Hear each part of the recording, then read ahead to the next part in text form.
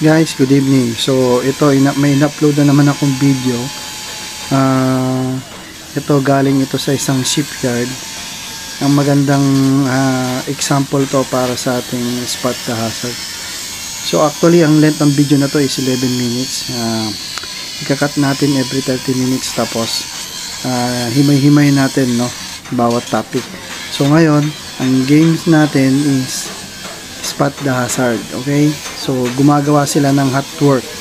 Hot work yung activity nila. So, what we are going to do is we will spot the hazard. Kahit isa lang, guys, isa lang. Para mahasa tayo, isa lang. Then, what is your recommendation on that hazard na spotan nyo? And then, ano yung recommendation nyo sa management to control that hazard? Ano ba yan?